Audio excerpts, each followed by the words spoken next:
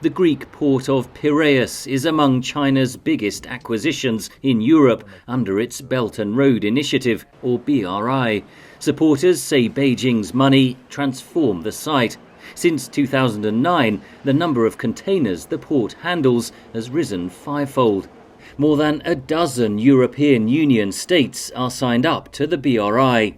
Beijing has funded numerous projects in the Western Balkans and Eastern Europe, including rail lines connecting China to the EU.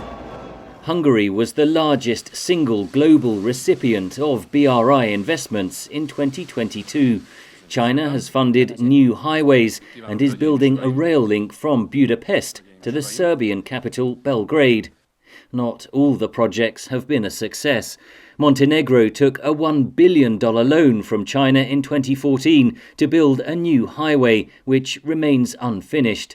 The debt, once more than a third of Montenegro's annual budget, threatened to bankrupt the country.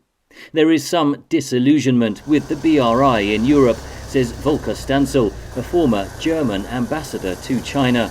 It has become something that is very hard to understand what its objectives actually are for many partner countries. And it has become immensely expensive for China itself. In 2019, Italy became the only member of the G7 group of rich nations to join the BRI, but the government now says the purported benefits have failed to materialise, and it's set to pull out later this year. Western nations are trying to reduce their dependence on Chinese supply chains, so the BRI has lost much of its attraction, says analyst Luigi Scazzieri. So the increasing diplomatic costs associated with being perceived as being close to China, and at the same time, the fact that the benefits, to the degree that they exist, are increasingly thin given the broader trend towards de-risking between the West and China.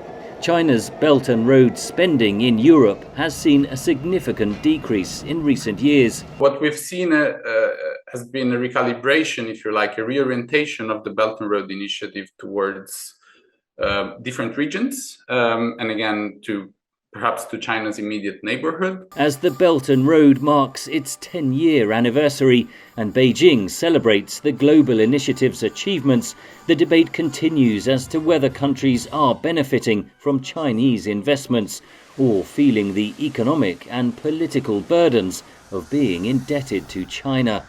Henry Ridgwell, VOA News, London.